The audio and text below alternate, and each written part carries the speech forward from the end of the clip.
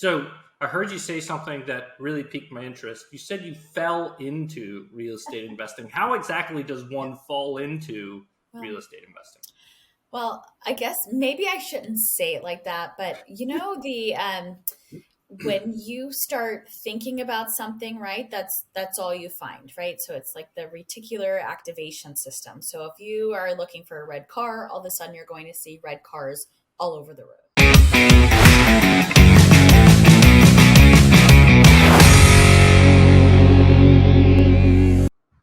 Hello and welcome to another episode of the Orlando podcast. My name is Tyler Gibson. Today I'm joined by Angie Aki. Angie, thanks for being here. Hey, thanks for having me. I appreciate it, Tyler. Awesome. Well, hey, we're going to start off the same way we do all the time. Why is it that you do what you do? Oh my gosh, I feel like that is a loaded question. So I I founded Ohana Investment Partners, and I help people passively invest in real estate. And the reason I started Ohana Investment Partners was because I fell into real estate investing a little less than 5 years ago. And when that happened, I started actively investing in real estate, but also uncovered the gift, and I call it the magic of passive real estate investing. And I did this through private lending at the time, but didn't even realize that I would be able to invest in real estate without owning an asset directly. And so I feel like so many times people talk about the stock market, and that's kind of what we're given, right? And that's what we're told from when we're knee high to a grasshopper up, right? It's stock market, stock market. And then I learned about real estate investing and passive real estate investing, and it can be a great vehicle of wealth for so many people. So my job is to get this magic and to get this gift to as many people and as many families as I possibly can. That's awesome. So I heard you say something that really piqued my interest. You said you fell into real estate investing. How exactly does one fall into real Well, estate investing? well, I guess maybe I shouldn't say it like that, but the when you start thinking about something, right? That's all you find, right? So it's like the reticular activation system. So if you are looking for a red car, all of a sudden you're going to see red cars all over the road, right?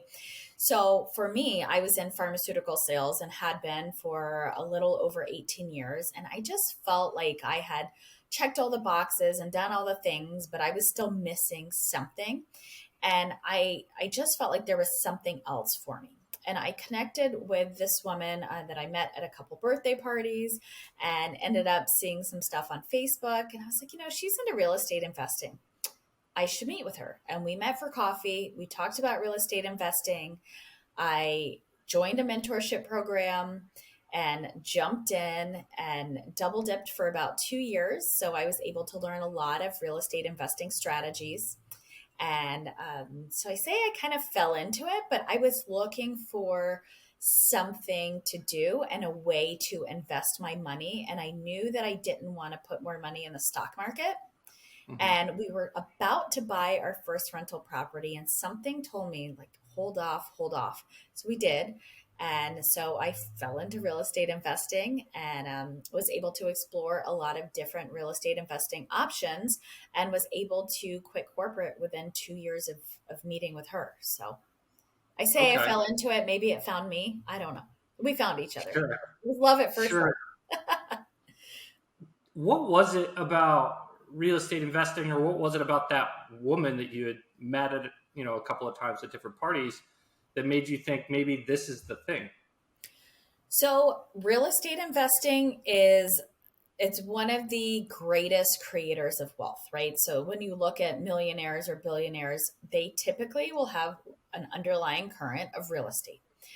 And what I love about real estate and real estate investing specifically is there are so many different ways to make money with it, right? So you can make money off cash flows, you can force appreciation, you can, or you can wholesale. It could be the way you buy. You could buy subject to and take over mortgage payments. So there's so many different ways to make money with it that, I just felt like it's just amazing. It truly is. And I loved it, right? So then there's a really pretty side of it, right? And that's the flipping and the all the HGTV shows, which, by the way, I feel like that's not even close to reality. But that's the pretty side of it. But for me, it was just there. It provides so many different options and so many exits, so many ways to make money. I thought that was really intriguing from an investment standpoint. I think it's really interesting, and I find that real estate investors, successful real estate investors, generally are pretty open to telling you exactly what they do. Did you connected with this woman? Did you find that she was open to sharing with you? I mean, you said that you had joined a mentorship, so I'd like to learn a little bit more about your decision making process to spend money on something like a mentorship versus using the internet or YouTube or whatever it is to figure out whatever it is that you were looking to do. Can you talk a little bit more about that? Yeah, so so I met with her and she mentioned that she was in a mentor program. I am just, it's my personality type. I'm one of those people. I'm a type A personality. When I decide to do something, I jump in with 2 feet because I commit to being successful and that's it. And the way that you can really scale your success and realize the success you desire and deserve very quickly is through mentorships and through paying for a mentorship or a master class or whatever it is, right? You can figure it all out on your own. I knew I could figure it all out on my own and go to YouTube University, right? And learn all this stuff and try to put all the pieces of the puzzle together. But that's going to take a really long time. And like I said, so for my personality, when I decide I'm doing something, I'm doing something. And so honestly, joining that first mentorship led to another mentorship, right? And so since I started real estate investing, I have always been part of a mentor community.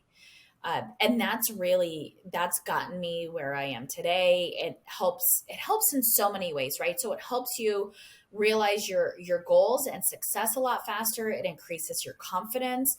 You are, as I'm in multifamily now, right? So I haven't been in multifamily for 20 plus years, but I can team up and partner with people that have been, and they have the resume and they have the expertise. And that all comes through mentorships and connecting so much of it, right? So it's one piece, and everything is what you put into it. So you can join a mentorship and still not be successful. So I want people to understand that too, right? Because you still have to take action. You still have to put time, effort, and energy into it. But if you join mentorships and you are intentional about the connections you make, the relationships you forge, the networking, the world is your oyster. I look at my network and the people I'm connected to now versus 4 or 5 years ago. It is like it's astronomically different in such a positive way. So I feel like if anything comes across my desk and it's something I'm interested in and I don't know what to do with it or how to roll out the operation side of it, I have someone I can reach out to and say, hey, do you want to do this together? Do you want to partner on this? And a lot of that came through masterminds, mentorships, and networking and building those relationships. What I think is so interesting about that right there that you just shared is the idea that, and I think it's a misconception that a lot of people have about investing in real estate, that it's a solo sport, right? And in a lot of cases it is, right? It very much is a solo sport. You're on your own. You got to figure it out. But there's also these great opportunities where you don't have to. Like you said, it's such a relationship business that oftentimes you run across something and you're like, I think this is really cool, but I don't really know the first thing about it. But I have this opportunity here. Who do I know? And then, when you join those types of programs, those types of mentorships, and you build that community, that network, you can easily go, oh, well, I know so-and-so that's totally familiar with land development. Let me see if he'd be interested in being a part of this, or if there's a way that I can provide it to him as an opportunity and get paid down the road, or just make a really good friend, right? Have a good favor that somebody Yeah. owes you.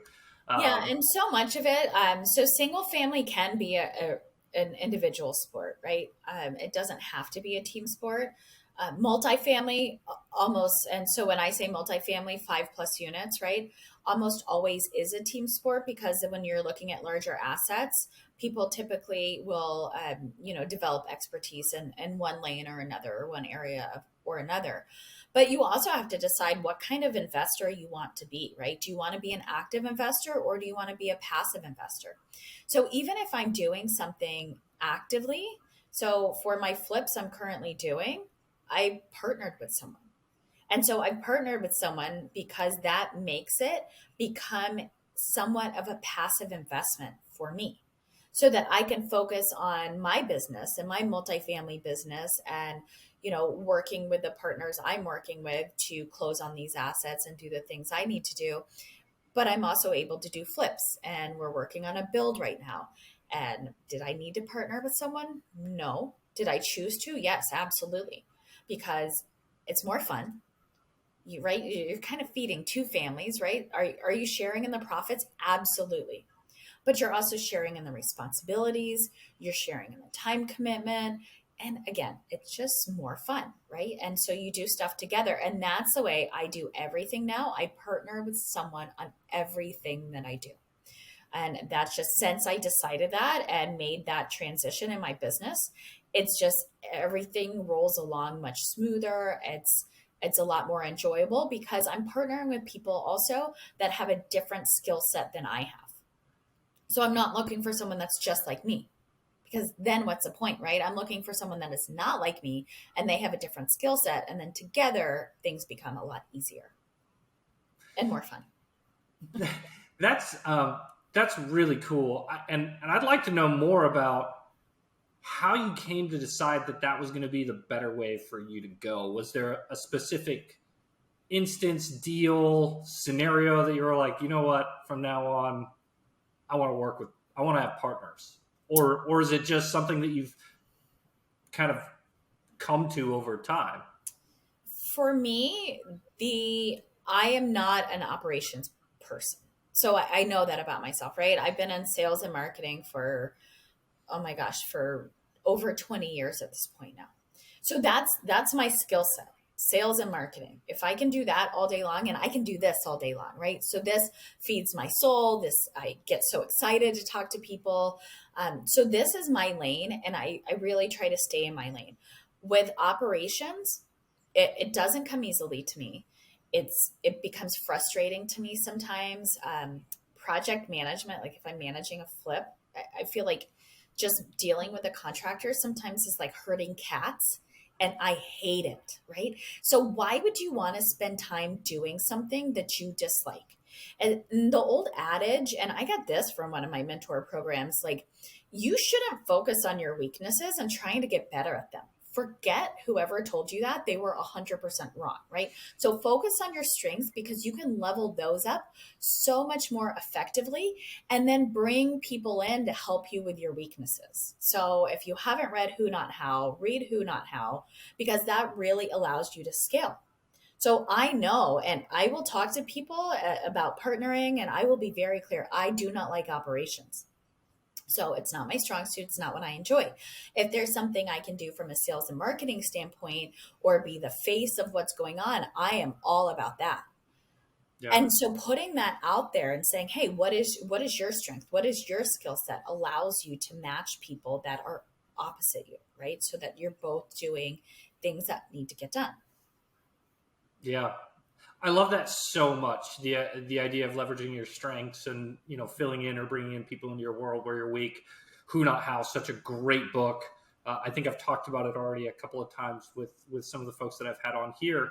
And it's just a better way. I was curious if that's kind of where some of that came from or not. But I learned a lot about leveraging my strengths through my work with the Marcus Buckingham Company. And if people don't know who Marcus Buckingham is, he's a best-selling author. He works in leadership spaces within the HR communities. But one of the things he's big about is helping people identify their strengths, not only the things that they're really good at, but they enjoy doing. Much like you, I like doing this kind of thing, right? And letting them do more of that if they can. And then the things that they're not good at, finding other pieces of the pie, other team members that can help support that. And so cool to hear you talk about that. Yeah, it really clicked with me initially when I read Rocket Fuel. because you have a visionary and an integrator, right? So you have the person that's like, oh, this is where we're going, and then you have somewhere, right, that does the operation side to help get you where you're going. And I am clear, when I read that book, the light went off. I'm like, I am 110%. I'm the visionary. So I need to find people to help me with the integration part of my business, because again, it doesn't come easy to me.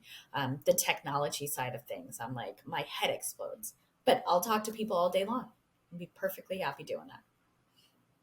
Wow. So I want to go back a little bit. It sounds like you had a lot of success in your career doing sales and pharmaceutical sales. Why leave? Hey, before we go any further, if you're enjoying this content, please like and subscribe so you can help us get the word out about these amazing people and businesses here in the Orlando area. Don't miss out on upcoming episodes and help out the show. Now let's get back to it.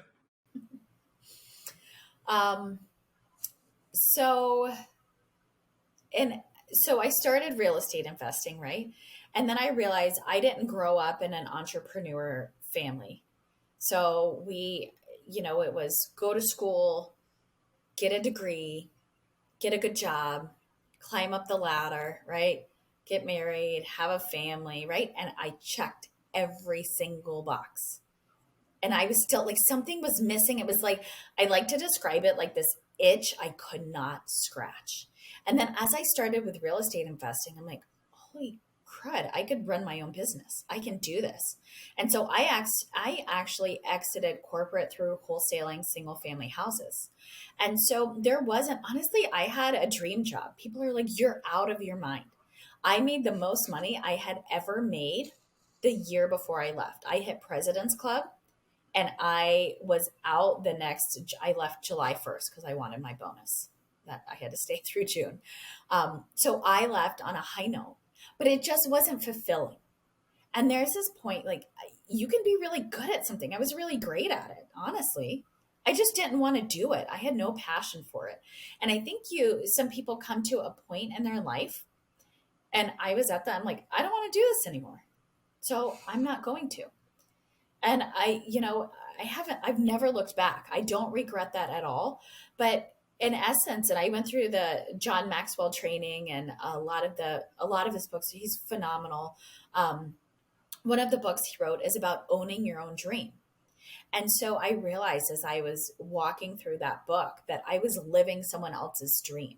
So I talk about that a lot because a lot of people don't even realize, right? We're indoctrinated with this stuff. And my parents are fantastic parents. They weren't trying to, do any harm. They were trying to help me be successful. And I really appreciate that. But in essence, I was living their dream, and I didn't realize I could have a dream of entrepreneurship. I didn't realize I could make money running my own business. I didn't realize all this stuff until I started overcoming those limiting beliefs and exploring and saying, oh my gosh, I can do this. And when I do this, I can make this money. I can make this impact. Now I can talk to other people. Now I can bring real estate investing to other people. They can stay in their job if they want to stay in their job and still grow their wealth. Because when you put money in the right people's hands, you can change communities at a time, right? Cities, states, like the world. So it's all this ripple effect. And when you think of it like that, it's like, oh my gosh. And it wouldn't have happened had I stayed in pharmaceuticals, right? Then I'm making someone else money. Yeah. Right. Yeah. Talk to me a little bit about that transition out. I mean, I assume that you were probably in a pretty good place financially, right? So maybe the finances of leaving that job weren't so scary. I know for myself, when I transitioned out of, the very addicting thing that is a salary job, certainly there were some concerns about, okay, well, now I've got to figure out how to survive on my own, right? I only eat what I kill. Did you have some of that fear coming out of that? Like you said, you had made the most money you'd ever made. People thought that you had a dream job. You didn't feel that way, obviously. And I think a lot of people can resonate with wanting to do something that they're passionate about versus something that, pays well.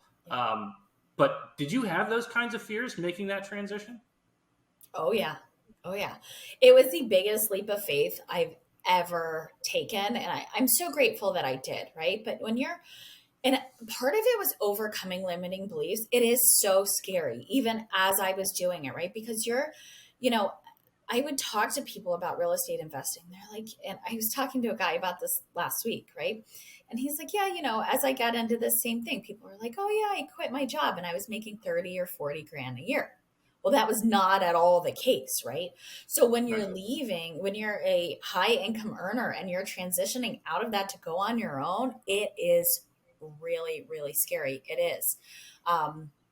So even though there, there even though it was scary, we had a plan.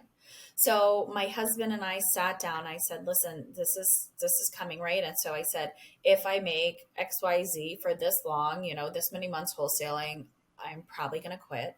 And I did. I met those goals. So I'm like, I think I'm just going to quit my job. And he's like, great. I've been waiting for you to figure that out, right? Because I clearly had a passion. It's what I wanted to do. I was doing both jobs for a couple of years, which was a lot. And I had a little kid at home. But it's still scary.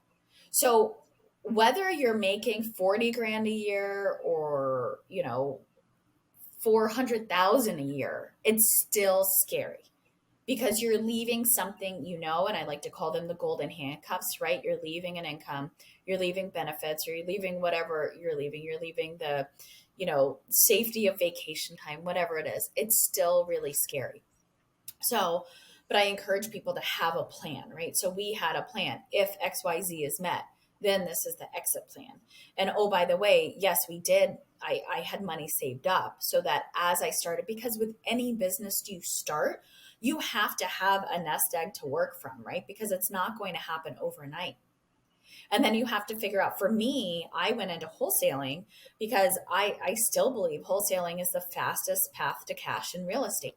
So I had to basically supplement a very high income salary. So we weren't going from that to zero, right? So the expectation that we set up for my business was, hey, we're going to go from here. This is where you are. You're going here.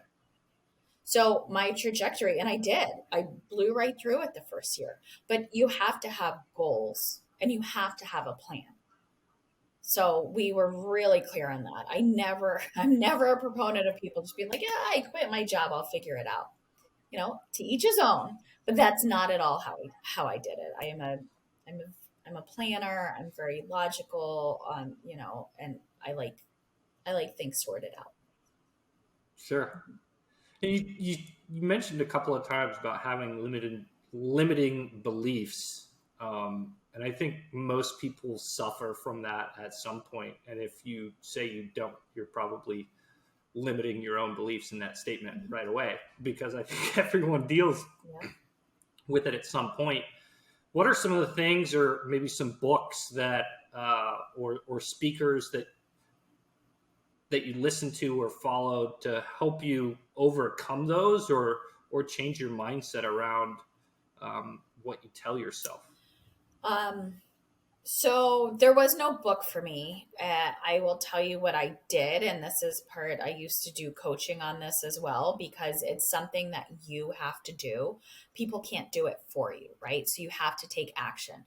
You have to figure out, you basically have to unteach yourself the limiting belief, right? Because it's something in essence that maybe you absorbed when you were younger, right? Or something that you're telling yourself internally, whether it's you're not good enough or you're not smart enough or you can't make as much money. So mine was, I can't make as much money running my own business as I have been, in corporate.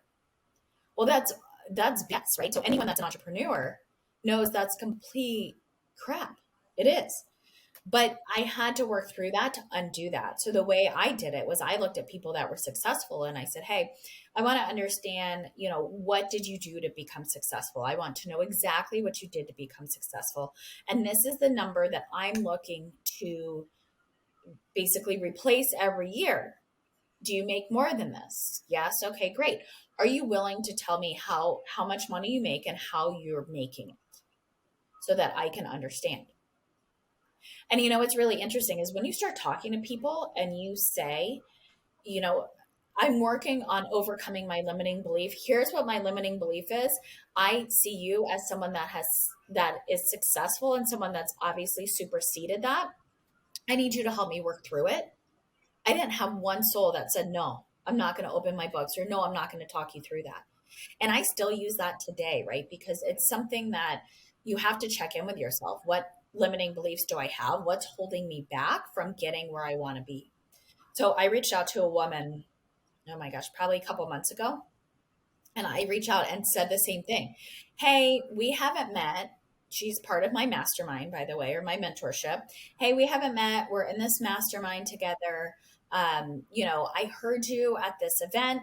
You said XYZ. I'm working on overcoming a limiting belief regarding this. Clearly, you've gotten past that. Would you mind hopping on a phone with me and, working through that?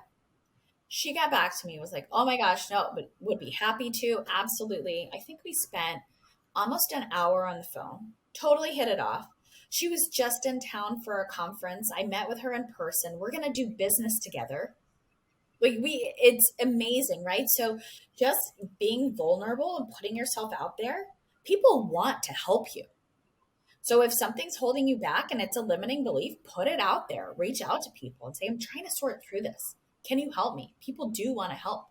And who knows, right? You may end up doing business with them, which is even better, right? Because then you can really overcome your limiting belief because you're walking alongside someone that you see as successful.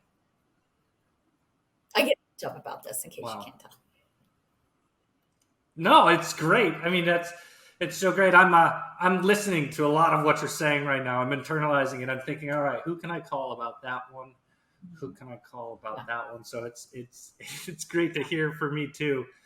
So tell me a little bit more about your progression as a real estate investor, right? You started with wholesaling. You were doing that part-time for 2 years while you had the full-time job. Let's just say you were doing it full-time while you had a full-time job, right? For 2 years.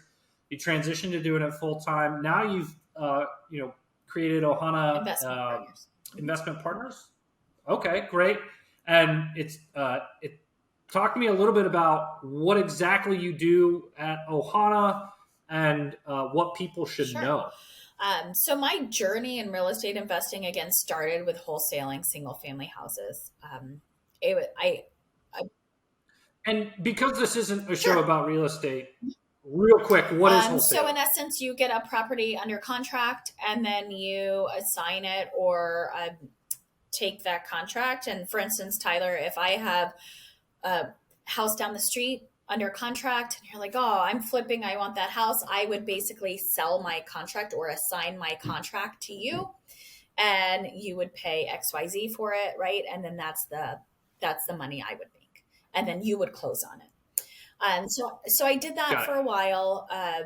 In essence, I realized last year that I felt a little bit like I was the same hamster on a different wheel, and realized that I wanted to take my real estate investing to even a more passive level. And I started digging into multifamily, and I fell in love with multifamily because it is remember I mentioned I was a very logical person. I've always done business to business. It's very business minded. The valuation of commercial assets, they're based on financials. So it's black and white, which I love, right? Like if you could just take the emotion out of it, 100%, I'm all in. So I realized I wanted to make the transition. And then within the transition, I said, okay, well, what value can I bring a team? Because commercial real estate is you're looking at working within a team. What value can I bring the team, right? And with sales and marketing, right, it's helping with acquisitions and or asset management and or working with investors, right, from a syndication standpoint. So I founded Ohana Investment Partners, and I help investors find offerings that they can participate in as a LP or a limited partner 100% passively. So you can actually, since this is not a real estate podcast, thank you for reminding me that, but you can actually own an apartment building without being a landlord. You can own you can own an asset. You can own a storage facility. You can entitle land, right? You can be an equity partner in a development without actually owning the asset, right? Or being part of the operations team. And that is really, really amazing because, yeah, All right. So people are going to have a lot of yes, questions about that. So they'll need to reach out to you to get more of those questions answered. But what are some of the benefits of owning it but not owning it? yeah. So you can often take advantage of the tax benefits of owning real estate by passively investing in it, right? So the benefit is the returns. So you can still get cash flow and or equity at what we call capital events, which is typically a refinance or a sale.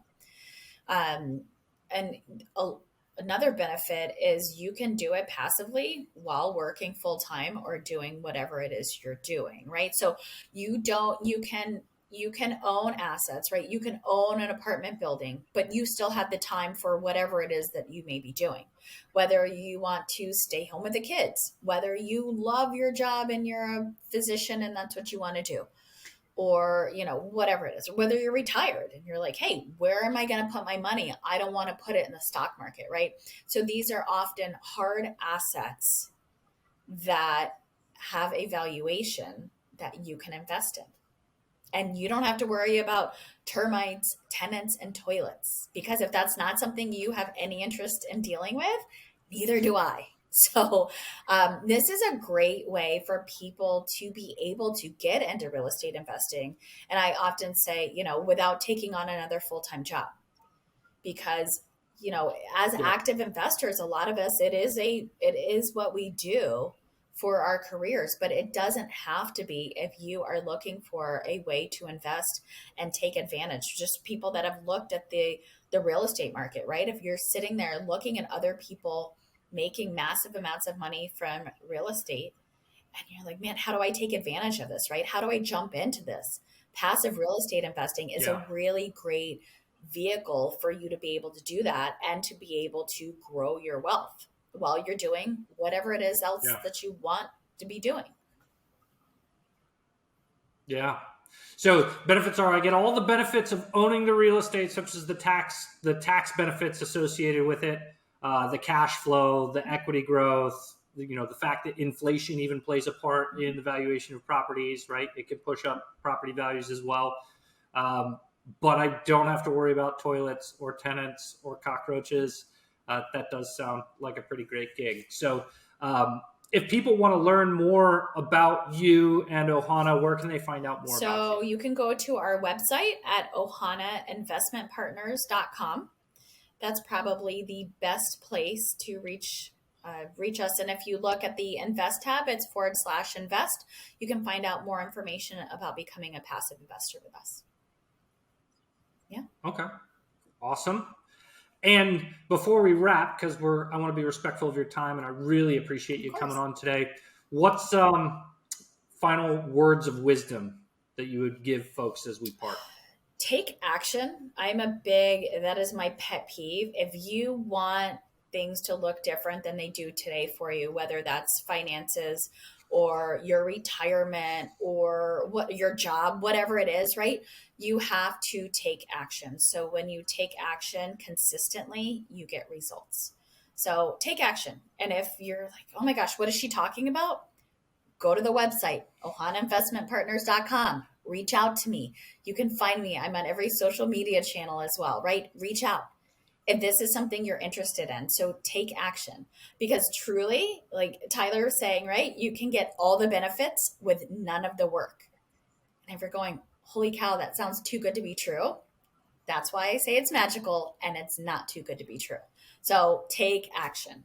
And anything you want changed in your life, take action. Awesome. I love it. And yes, agree. Take action. Fall forward if you need to. All right. Well, thank you everybody for joining us today. We'll see you around Central Thanks. Florida.